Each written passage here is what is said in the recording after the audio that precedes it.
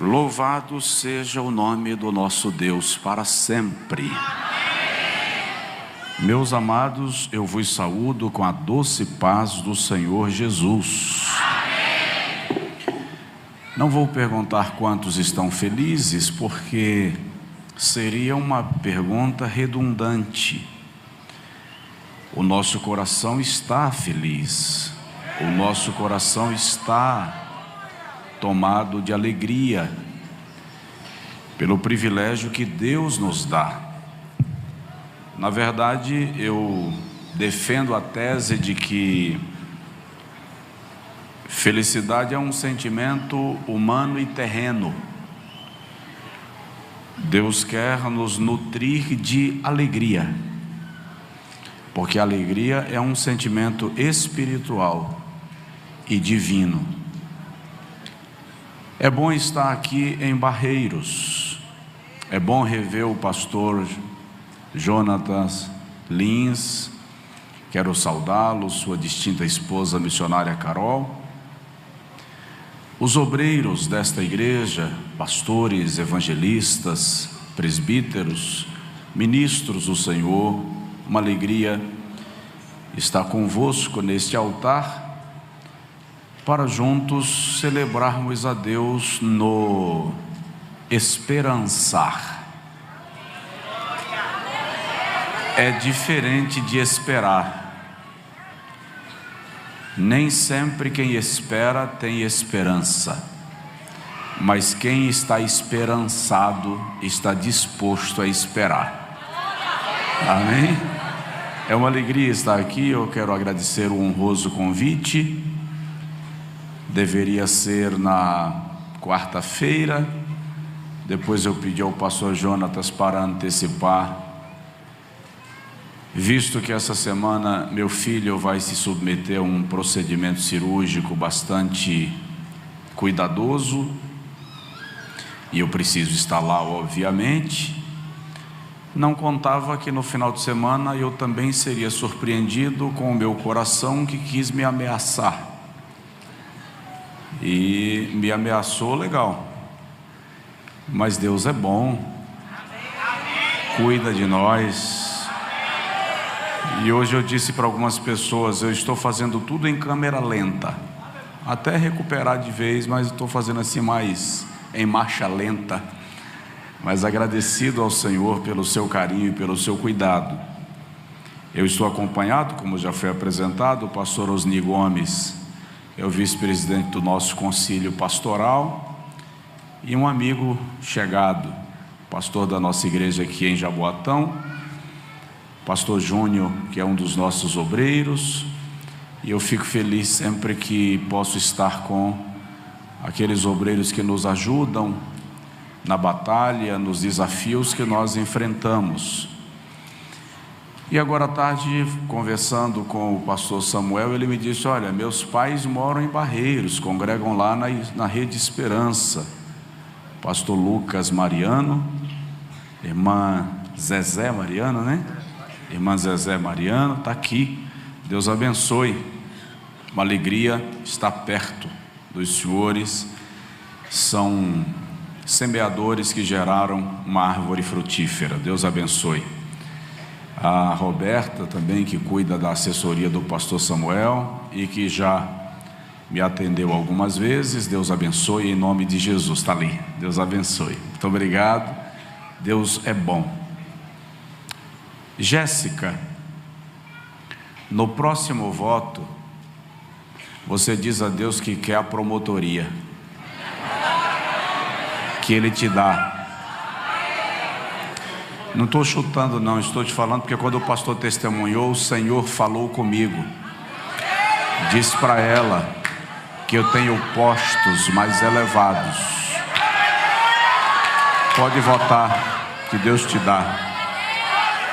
É plano dele, tá? Em nome de Jesus. Quando terminar o culto, amados, aí fora em algum lugar eu terei 2 livros. Doutrinas da Nossa Fé, é um material de orientação doutrinária, elaborado no formato de lição de escola bíblica. para discipulado, cultos nos lares, orientação de estudo bíblico, tá? São 13 lições, inclusive existe no formato de curso bíblico online. São 65 aulas, tá? E você pode adquirir esse material. E o outro, Lágrimas, uma fonte de milagres. Esse livro é um convite para uma vida de oração. É um convite para chorar. Quando o exército da salvação foi evangelizar um determinado local, obrigado, pastor, e não conseguiram pregar o evangelho e nem ganhar nenhuma alma para Jesus naquele lugar, e eles voltaram frustrados e foram conversar com o Martin Bulls, fundador do exército da salvação, e disseram para ele: naquela aldeia nenhum dos nossos métodos funciona, nenhuma estratégia. Eles não se convertem, eles não querem Jesus.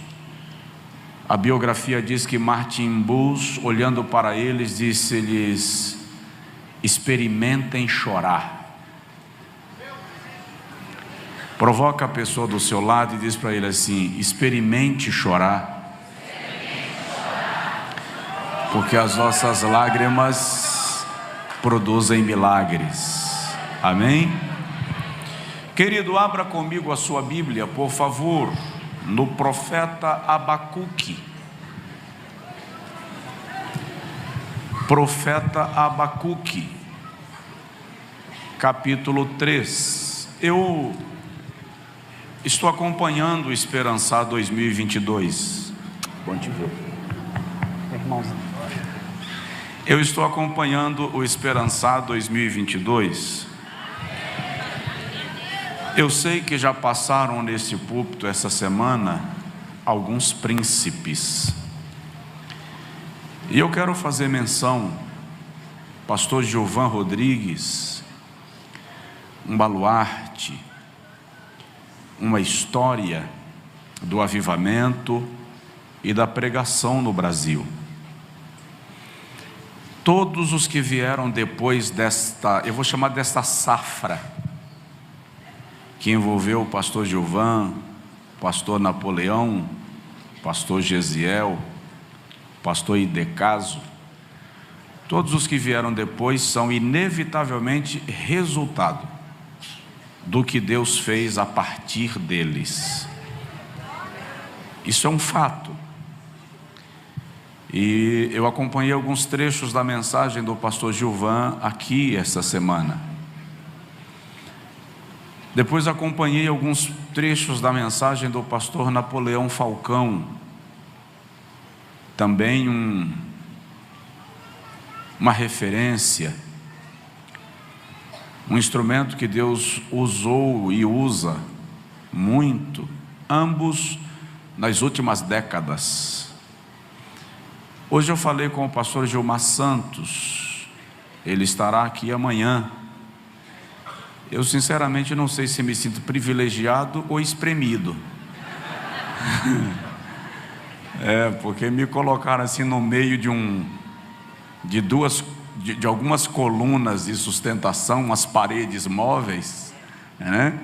Que Deus tenha compaixão de mim. Mas eu os respeito muito e faço menção deles com muita honra, por reconhecer que de fato Deus os levantou para impactar a nossa nação e através deles gerou muitos frutos que estão ministrando o Brasil afora. Que Deus os abençoe. Abacuque capítulo 3, versículo de número 2, um texto muito conhecido. Diz assim: ouvi, Senhor, a tua palavra e temi. Aviva, ó Senhor, a tua obra no meio dos anos.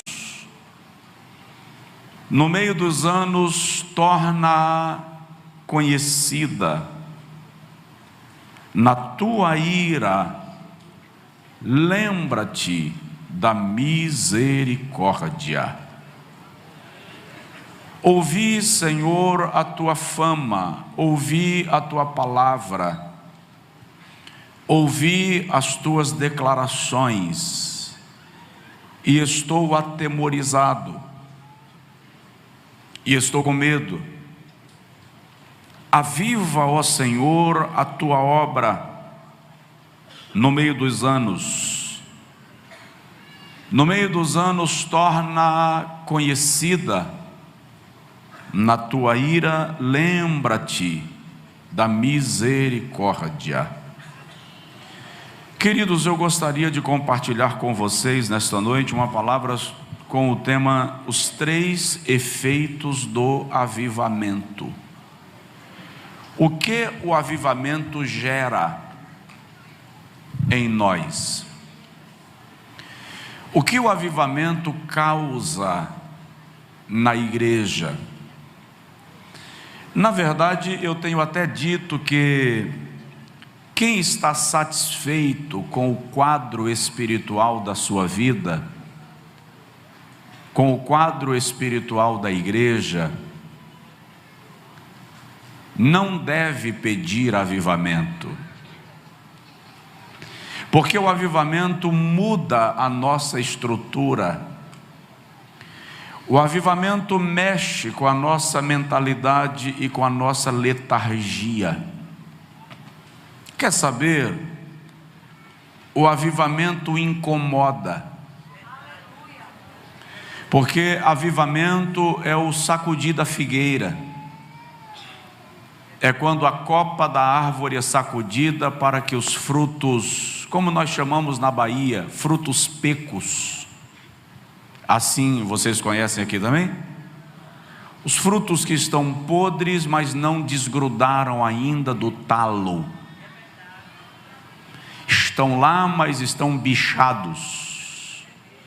Quando você sacode a copa, eles caem, porque eles não estão mais ligados na seiva.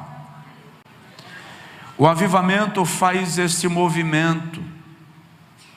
O avivamento mexe com a nossa liturgia. O avivamento mexe com os nossos louvores. O avivamento mexe com a nossa pregação. Pastor Jadiael, obrigado, viu?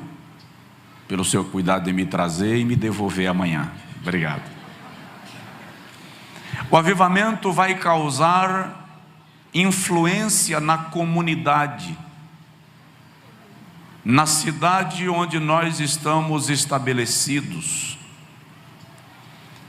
Aliás, devo dizer a vocês que esta cidade vai ser conhecida como cidade do avivamento.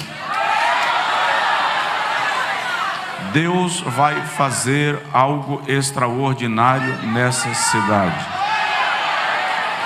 Mas não estou falando de algo extraordinário marromeno.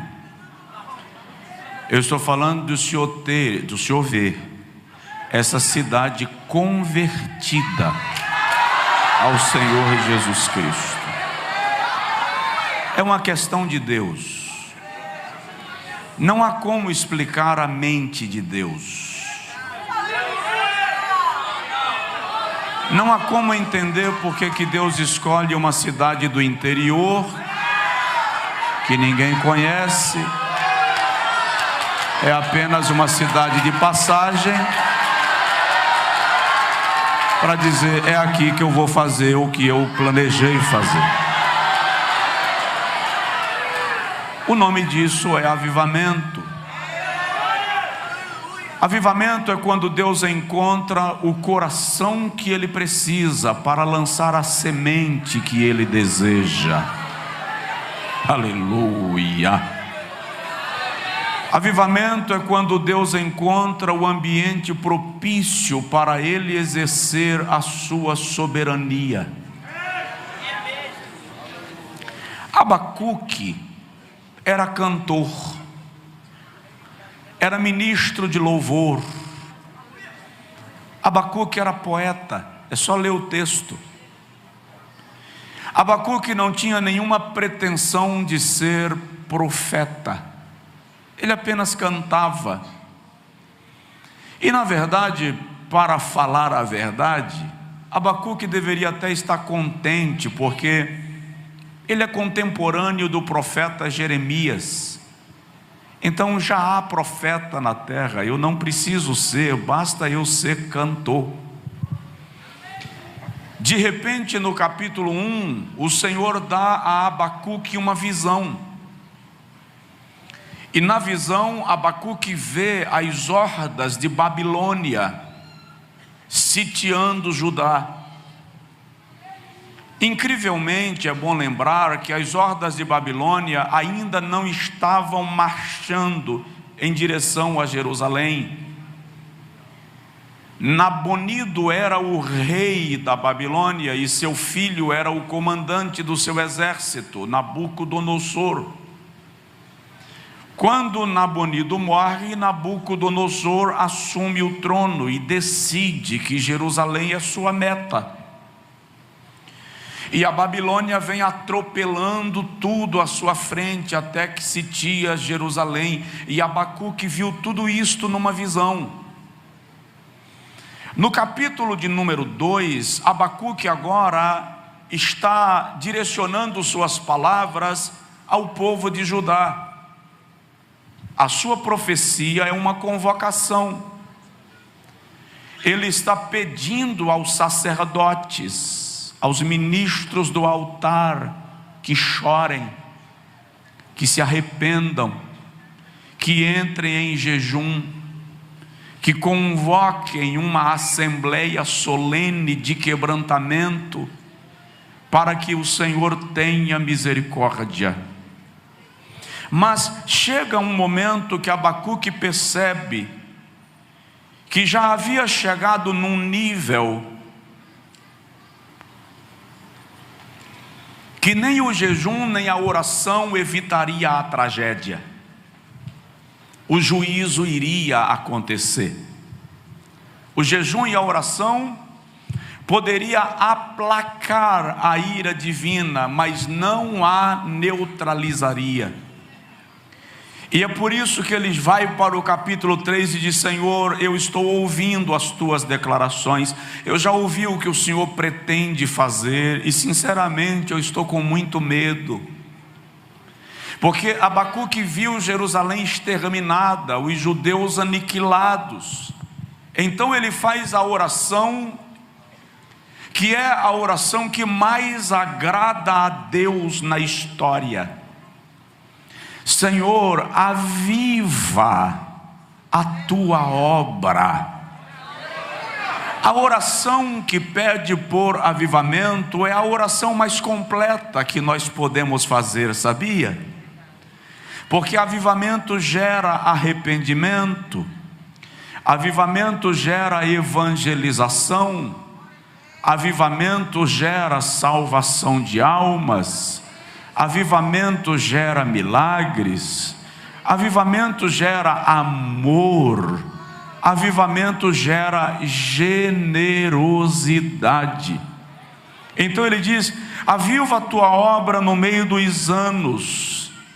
No meio dos anos, torna-a conhecida. O que Abacuque está pedindo a Deus é: não deixe que sejamos apagados da memória. Mantenha a nossa história na história. Não permitas que o teu juízo nos extermine por completo. Ainda que tu estejas irado, e ainda que tu estejas determinado a executar o teu juízo, lembra-te da misericórdia.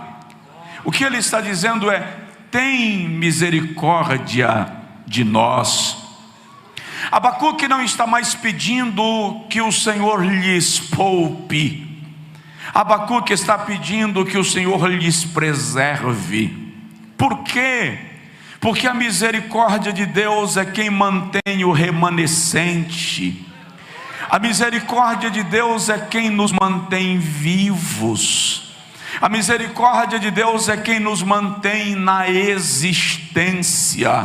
Mas o avivamento é quem nos mantém vivos e ativos. A misericórdia nos mantém vivos, o avivamento nos mantém ativos. A misericórdia nos preserva, o avivamento nos impulsiona. A misericórdia faz com que se lembrem de nós. O avivamento faz com que marquemos a vida das pessoas que passarão por nós. Então Abacuque diz: aviva a tua obra no meio dos anos. No meio dos anos, torna-a conhecida. Na tua ira, lembra-te da misericórdia. Já disse e repito, a oração de Abacuque alegra o coração de Deus. 100 e alguns anos antes da reforma protestante, um grupo de irmãos que se torna conhecido na história como os moravianos, vendo o desvio doutrinário da igreja, a corrupção eclesiástica, começa a orar nos montes, nos vales, nas cavernas. Foram 100 anos de oração ininterrupta, clamando e dizendo: aviva a tua obra, aviva a tua obra. Até o dia, no meio desse cenário, que Deus levanta um pastor presbiteriano chamado John Hus. E Hus, condenado à morte e colocado sobre uma fogueira, na hora da sua execução, ele solta uma profecia e diz: hoje vocês matam o ganso, mas daqui a 100 anos Deus vai levantar um cisne e vocês não vão conseguir matar. A palavra Rus significa ganso. 100 anos e alguns meses depois, Martinho Lutero, e a palavra Lutero significa cisne, colou nas portas da Catedral de Wittenberg, na Alemanha, as suas 95 teses e começou uma revolução na história. Todo avivamento precisa de alguém com a coragem de dar um pulo. Todo avivamento precisa de alguém com a coragem de atender o anseio divino. Não há avivamento sem ao menos um coração disposto a correr o risco. Aleluia! E quando um coração se dispõe a correr o risco, Deus incendeia a lavoura como fogo na coivara. Charles Spurgeon disse uma certa feita: o mundo ainda não viu o que Deus pode fazer por meio de um homem que entregar-se nas suas mãos sem reserva. Naquele culto levantou-se um jovem da zona rural chamado Dwight Lyman Moody, e ele chegou diante do pregador e disse: eu quero ser este homem que o senhor acabou de falar. Moody, antes de morrer, ganhou para Jesus mais de 1 milhão de almas. Entenda, Deus vai promover um grande avivamento. E presta atenção, Deus não fica sem representante na terra. Se não for eu, será outro. Se não for você, Ele levanta outro. Mas Ele vai fazer, porque Ele é Deus e já declarou. Agora, nós precisamos entender que o avivamento tem dois lados. O avivamento tem um lado que eu vou chamar de lado positivo, e tem um lado que eu vou chamar de lado negativo. Qual é o lado positivo do avivamento? O fervor, a efervescência, o calor espiritual, o desejo de orar, o retorno à palavra, o retorno do fogo. É o lado positivo do avivamento. Mas ele tem aquilo que eu vou chamar de lado negativo. Qual é? A confrontação, o balançar da figueira. Avivamento é como aquela senhora da parábola de Lucas 15, que acende as lamparinas da casa e resolve varrer a casa. Quando há avivamento, os móveis são tirados de lugar. Quando há avivamento, os títulos mudam, as cadeiras mudam. Ninguém faz faxina sem colocar as cadeiras em cima da mesa. Ninguém faz faxina sem desforrar a cama e às vezes colocar o sofá na calçada. O que eu quero dizer é que quando o avivamento começa, a estrutura é mexida. O Senhor Jeová mexe nas cadeiras para cumprir o seu propósito com a sua igreja.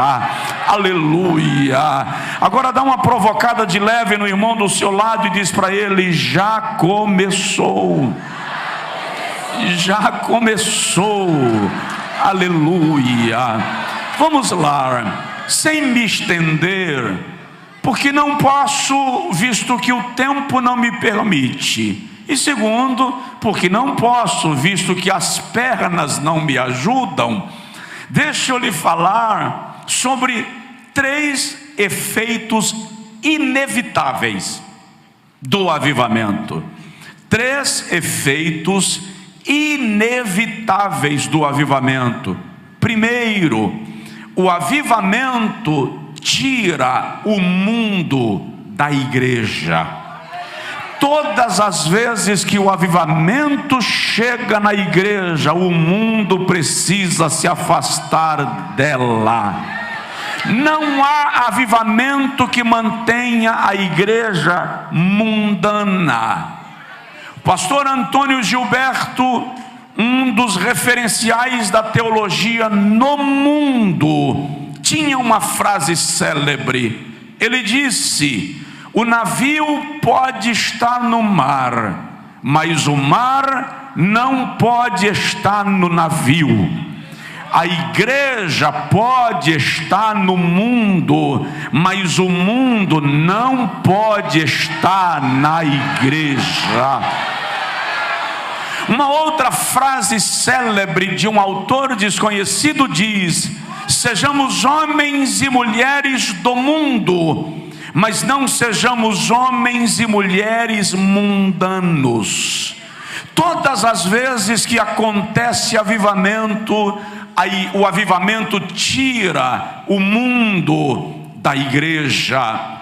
A Bíblia diz no Evangelho segundo Mateus, capítulo de número 5, versículo de número 13 e 14: vós sois o sal da terra, vós sois a luz do mundo.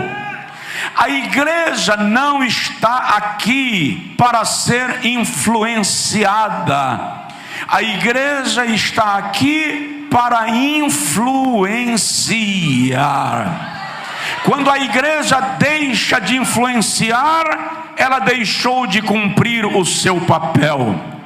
Quando o sal deixa de salgar, ele deixou de ser sal. Qual é o nosso problema nesta geração de modo especial? Nós temos uma carência louca de sermos aprovados pelo mundo. Nós temos um problema de autoafirmação que exige que o mundo nos aplauda, que exige que as autoridades nos vejam. É uma necessidade infantil de querer ser aprovado pelo mundo. E Jesus não previa isto. Jesus não previa que o sistema mundano nos amasse. Jesus não previa que o mundo nos aplaudisse. Em João capítulo 15, versículo 18 e 19, Jesus diz assim: se o mundo vos odeia, sabei que antes de vos odiar a vós, odiou-me a mim. Se vós fosseis do mundo, o mundo amaria o que era seu. Mas como vós não sois do mundo, porque do mundo eu vos tirei, por isso o mundo vos odeia. João capítulo 17, versículo 14, Jesus diz assim: eu lhes dei a tua palavra e o mundo os odiou. Não peço que os tire do mundo, mas que os livre do mal. A igreja na terra não é terrena. A igreja no mundo não é mundana. Uma igreja avivada não convive bem com o mundanismo. Atos dos Apóstolos, capítulo de número 2, versículo de número 40, Pedro diz assim: salvai-vos desta geração perversa. Escapa, é isso que Pedro está dizendo. E Paulo, falando desse assunto aos Romanos, no capítulo 12, versículo 2, diz: e não vos conformeis, e não vos adequeis, e não vos torneis conformes, e não vos torneis aceitáveis a este mundo, mas transformai-vos. Transformai-vos pela renovação do vosso entendimento. O avivamento tira o mundo da igreja.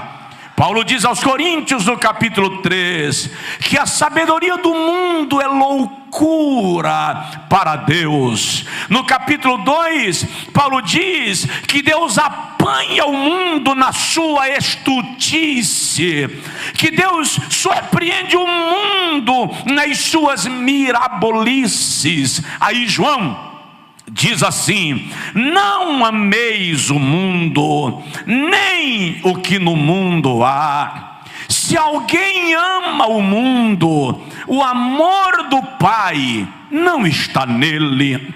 Porque tudo que há no mundo, a concupiscência da carne, a cobiça dos olhos e a soberba da vida, não vem do Pai, e sim do mundo. Ora, o mundo passa e as suas concupiscências, mas aquele que faz a vontade de Deus permanece para sempre.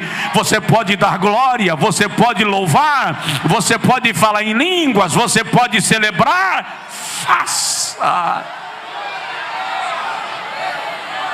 Aleluia! O avivamento tira o mundo da igreja.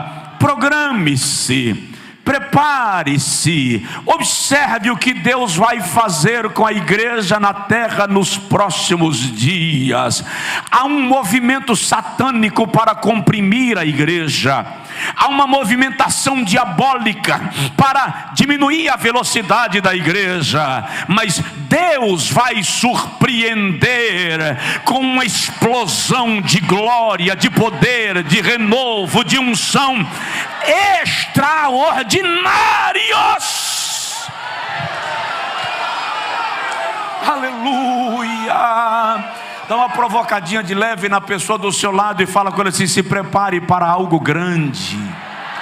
Se prepare para algo grande. Aleluia. Primeiro lugar, o avivamento tira o mundo da igreja. Segundo lugar, o avivamento tira a igreja da igreja. Segundo efeito do avivamento, o avivamento tira a igreja da igreja. Ei, Deus é perito em separar. Deus é perito em fazer distinção. Ele sabe separar água de óleo, barro de ferro. Ele sabe separar diamante de pedra bruta. Deus sabe fazer. Oh, aleluia. E o avivamento tira a igreja da igreja. O que eu quero dizer com isso? Deixa eu falar de duas coisas.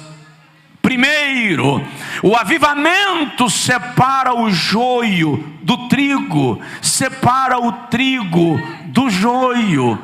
Deixa eu falar de um texto aqui que eu não havia lembrado hoje à tarde enquanto lia, e o Espírito me trouxe ao coração agora. Um dia, o Senhor pergunta a Zacarias assim: que vês, Zacarias? Capítulo 4, versículo 2.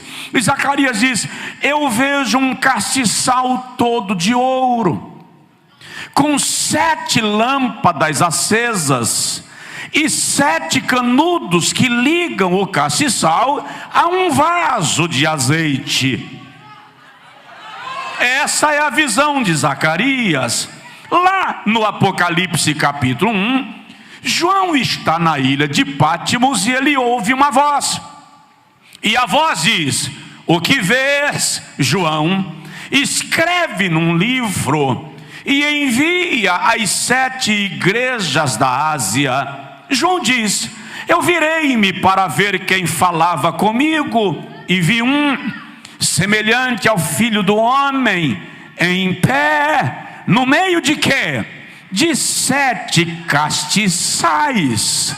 Lá na frente o Senhor diz: os 7 castiçais são as 7 igrejas da Ásia Menor. Historicamente, cada igreja daquela representa toda a igreja em uma época da história. Portanto, o castiçal é a igreja. Agora observe, cada lâmpada tem um canudo que lhe liga um vaso de azeite. E o vaso de azeite, que era abastecido com o azeite do Getsemane, libera o azeite de cor dourada para manter a lâmpada acesa. Lá no primeiro livro de Samuel, capítulo 3, versículo 2, eu acho linda a Bíblia, porque você vai falando e ela vai se descortinando, como uma peça teatral que tem os seus atos e os seus episódios, e eu estou vendo o Senhor descortinando coisas da sua palavra aqui no meu coração.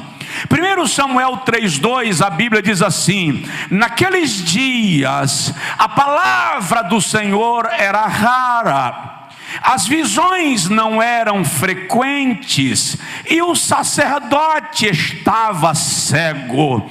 Aí a Bíblia diz assim: e antes que a lâmpada de Deus se apagasse, o Senhor chamou a Samuel. Qual é a lâmpada de Deus ali? O castiçal. E antes que ela se apagasse, Deus chamou a Samuel. Presta atenção: antes que a lâmpada se apague, Deus levanta profeta. Antes que a lâmpada se apague, Deus levanta chamados. Antes que a lâmpada se apague, Deus provoca aqueles que estão no plano para a próxima geração.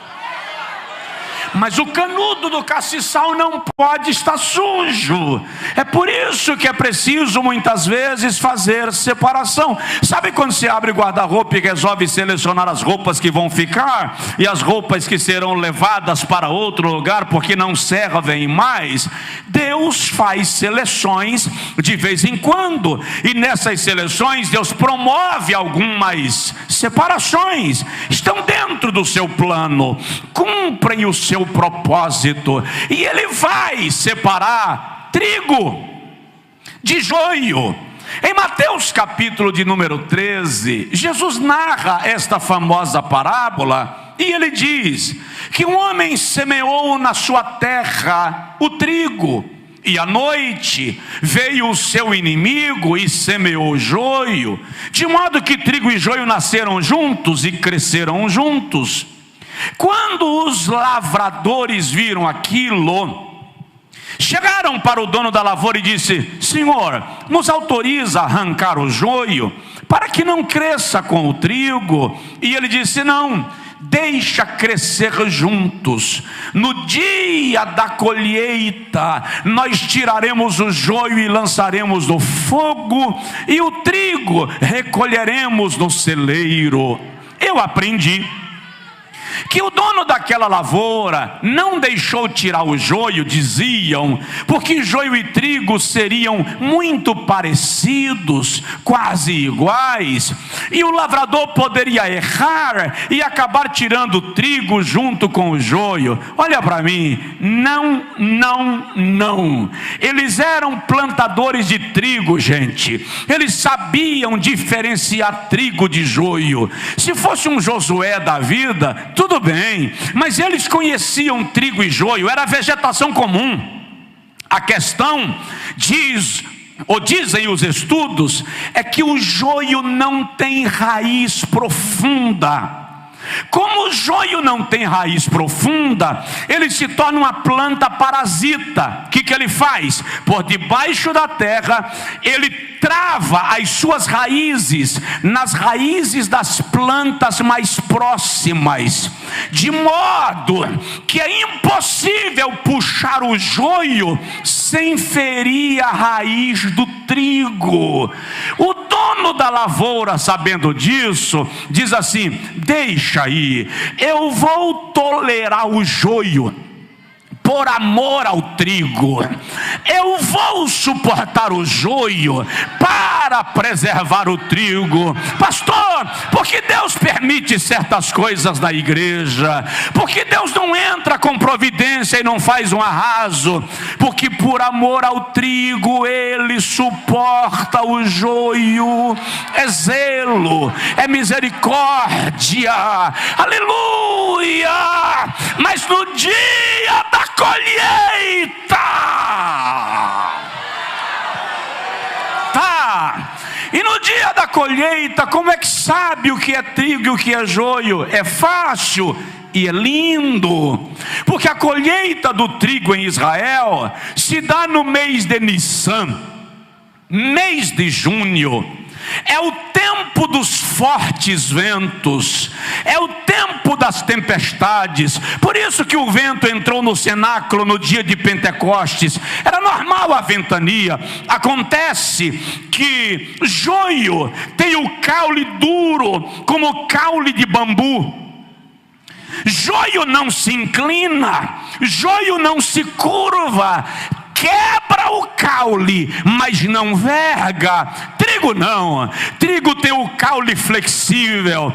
Então quando o vento começa a soprar, o trigo deita e fica rente com o chão, e o joio permanece de pé. Facilitou. Agora o lavrador chega, tudo que está em pé é joio, tudo que está em pé é joio, mas o que está deitado é trigo.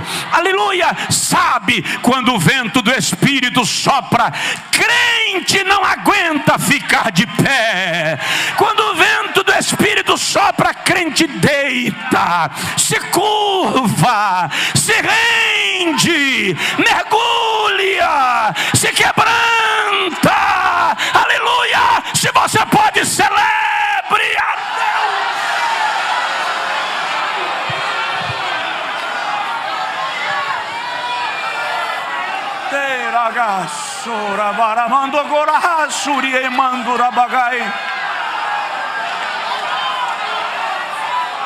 Aleluia, aleluia, aleluia. Avivamento tira a igreja da igreja. Avivamento separa trigo de joio. Mas avivamento tira a igreja da igreja também no outro aspecto. O avivamento tira a igreja de dentro do templo. O avivamento tira a igreja de entre as quatro paredes. Pode analisar. Um dos efeitos imediatos do avivamento é evangelização e missões.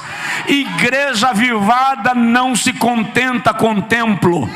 Igreja avivada não se contenta com casa grande. Igreja avivada quer rua. Igreja avivada quer praça. Igreja avivada quer sertão. Igreja avivada quer zona da mata. Igreja avivada quer a região do agreste. Igreja avivada quer almas, porque o que alimenta a nossa alma é ganhar almas.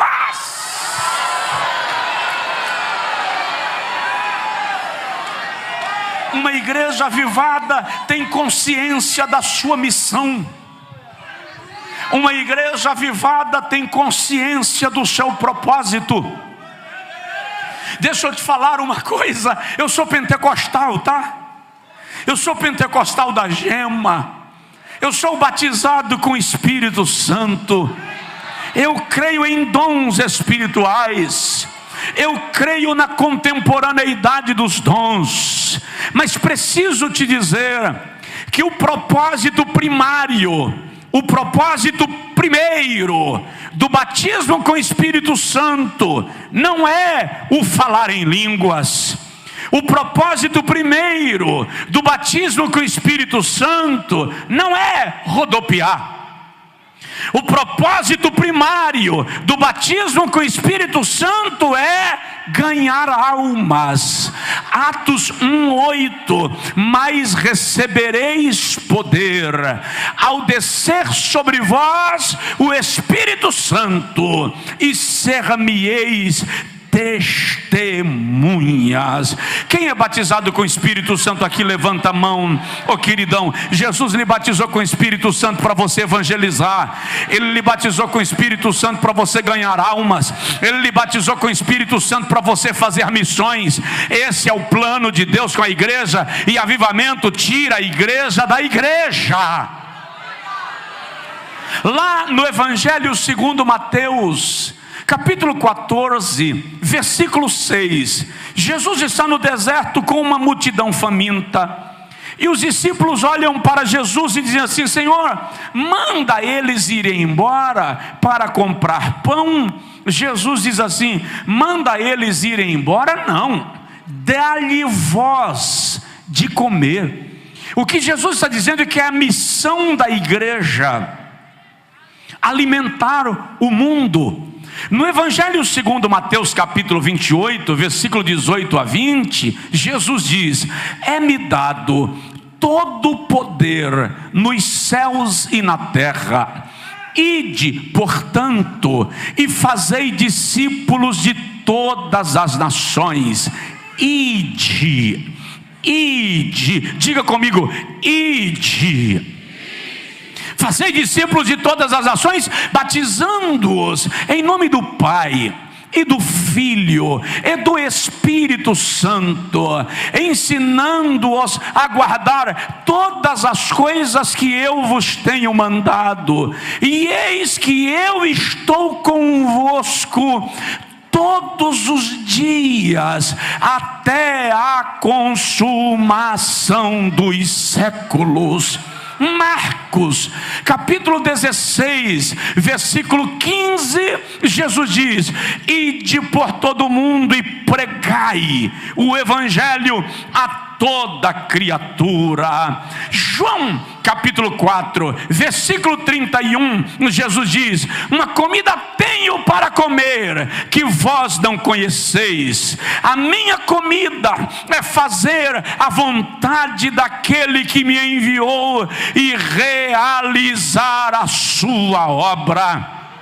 Lucas 24, 47, pregue o evangelho e a remissão dos pecados a todas as nações. Irmão, Jesus salvou a igreja para o céu, mas antes do céu existe a terra para ser conquistada. Se o céu fosse o único propósito da salvação, quando você entregou sua vida a Jesus, Jesus te arrebataria para a glória. Aceitou Jesus, foi para o céu. Por que você está aqui? Porque Deus te mantém vivo. Porque os anos se passaram e os cabelos grisalhos chegaram e o Senhor não te levou. Por que razão? Presta atenção. Deus não brinca de jogo da sorte. Deus não brinca de roleta russa. Você nasceu porque Deus tinha um propósito na sua vida. Você está vivo porque Deus tem um propósito na sua vida. Deus não aposenta crente. Deus não dá licença para crente. Você é servo. Lembro-me agora de um famoso cantor norte-americano, cristão, respeitadíssimo, pastor, e ele decidiu: estou bem, já tenho patrimônio suficiente, chegou a hora do meu ano sabático, vou ficar um ano sem fazer nada. Não me liguem, não me escrevam, não marque agenda, não vou na igreja, é ano de descanso. Comprou uma lancha de luxo, colocou a família e resolveu ir para o alto mar. Lá no mar, ele tirou um mergulho em alto mar. Incrivelmente, ele mergulhou num lugar em alto mar que tinha um banco de areia. Quando ele bateu a cabeça, sofreu uma fratura na coluna, ficou paralítico. Chegou no hospital, o médico disse: se você voltar a andar, será depois de um ano fazendo fisioterapia. Quando ele foi perguntar para Deus por que o Senhor falou com ele: você não queria um ano? Eu estou te dando um ano. Presta atenção, faz a obra, trabalha, evangeliza. Deus vai te dar tempos de descansar, Deus vai te dar hiatos, mas Deus não vai te dar um ano sem fazer nada, porque em um ano Satanás faz a festa, e é tempo de avivamento. Aliás, é tempo de arrebatamento, e em tempo de arrebatamento a igreja tem que acelerar.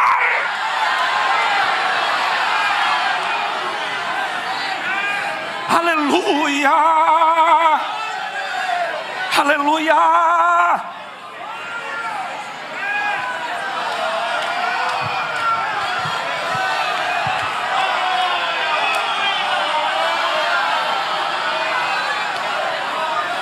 O problema é que nós estamos querendo ser profissionais do evangelho. E como profissionais do evangelho, nós estamos pensando na igreja como corporação, como empresa, como multinacional. Esquece! Deus nunca vai mudar a planta que Ele fez da igreja espiritual. Ela não é organização, é organismo. Ela não é CNPJ, é espiritual. Igreja não é fachada, é coração. Igreja não para, porque o Espírito que se move dentro dela não vai parar. Aleluia! Porque que tem muita gente chamada que não cumpre o chamado? Porque a gente que está esperando de Deus um contrato com garantias. Você tem a vocação, mas está perguntando: qual é a vantagem? Qual é a oferta? O que eu vou ganhar? Quais são as garantias? Ei, Deus não dá garantia palpável para ninguém. Deus não dá garantias reais a ninguém. Deus não assina contrato. Chamado, vocação é obra de fé. Creia em quem lhe chamou e Ele te respalda.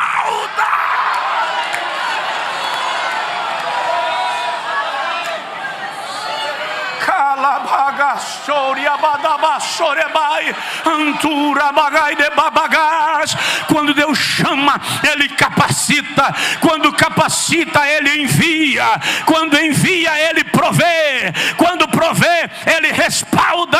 A garantia é o céu. O meu Deus suprirá todas as vossas necessidades segundo as suas riquezas em glória. O avivamento tira a igreja da igreja. Eu vou parar. Eu vou concluir. Terceiro lugar. Primeiro efeito do avivamento: o avivamento tira o mundo da igreja. Segundo efeito do avivamento: o avivamento tira a igreja da igreja. Terceiro efeito do avivamento: o avivamento tira a igreja do mundo. O avivamento tira a igreja do mundo. Embora alguns defendam que um dos sinais do arrebatamento, ou que a igreja, o arrebatamento se dará quando a igreja estiver fria. Desculpa, não dá para entrar no meu cérebro. A igreja será arrebatada em pleno avivamento espiritual. Não importa aqueles que se esfriaram porque mundanizaram. A igreja do arrebatamento, a noiva do Cordeiro, ela estará em pleno avivamento espiritual. Vou provar. O reino dos céus é semelhante a 10 virgens que, tomando as suas lâmpadas, saíram ao encontro do noivo. E 5 delas eram prudentes e 5 eram loucas. As loucas, tomando as suas vasilhas, não levaram azeite consigo, mas as prudentes o levaram tardando o noivo, tosquenejaram todas. Não foram apenas as virgens loucas quem tosquenejaram, as prudentes também. Nós estamos num tempo, pastor Jonatas, que não são apenas os crentes frios que estão dormindo. Os mais fervorosos também estão se acomodando, se adequando. Não dá para mudar. Uma andorinha sozinha não faz verão, e vai se aquietando. Mas à meia-noite ouviu-se um grito. Qual era o propósito do grito? Acordar, despertar as noivas, as virgens. E o detalhe: despertaram todas. Aí agora é que as prudentes tinham reserva de azeite e estavam prontas para a chegada do noivo, e as loucas não tinham reserva de azeite. O que eu quero dizer com isso? Antes do arrebatamento da igreja vai haver um grito. Antes do arrebatamento da igreja vai haver um brado. Este brado será para despertar a igreja. Ela estará debaixo de um poderoso avivamento espiritual. Isaías 44, versículo 3 e 4 diz assim: porque eis que eu derramarei água sobre o sedento e rios sobre a terra seca. Derramarei o meu espírito sobre a vossa descendência e a minha bênção sobre a vossa posteridade. Joel, capítulo 2, versículo 28 e 29 diz: e há de ser que nos últimos dias derramarei do meu espírito sobre toda a carne. Vossos filhos e vossas filhas profetizarão, vossos velhos terão sonhos, e os vossos mancebos terão visões, e até sobre os servos e sobre as servas derramarei do meu espírito naqueles dias, diz o Senhor dos exércitos. Continua lendo o texto e você vê que a sequência traz sinais escatológicos, revelando que um dos sinais da vinda de Jesus é o derramamento do Espírito Santo, é o enchimento do Espírito Santo. Eu fui convidado para ministrar uma aula especial num seminário teológico de linha tradicional, conservadora, ortodoxa, que não crê na contemporaneidade dos dons espirituais. E ministrei a aula. Quando eu terminei a aula, o professor disse: agora vamos abrir o espaço para perguntas e respostas. Eu realmente não gosto muito desse momento, porque você não sabe o que vem de lá, e algumas perguntas são capciosas, nem sempre você está preparado para elas. Um jovem levantou e disse: pastor Josué, por que vocês pentecostais não param de mentir e pregam a verdade?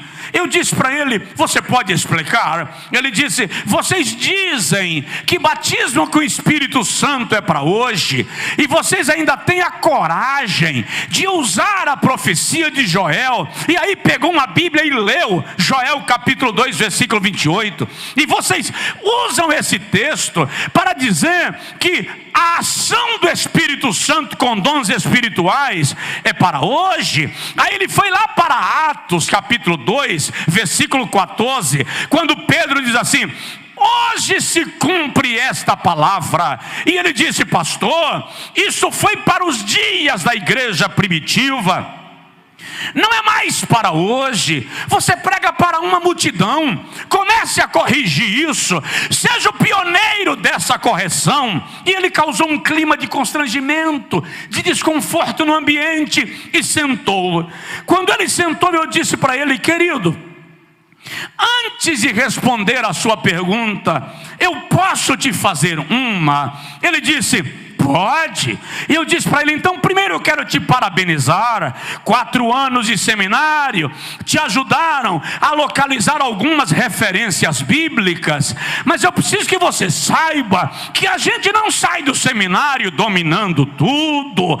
Então vou te perguntar: você crê que o Espírito que usou a Joel também usou a Pedro?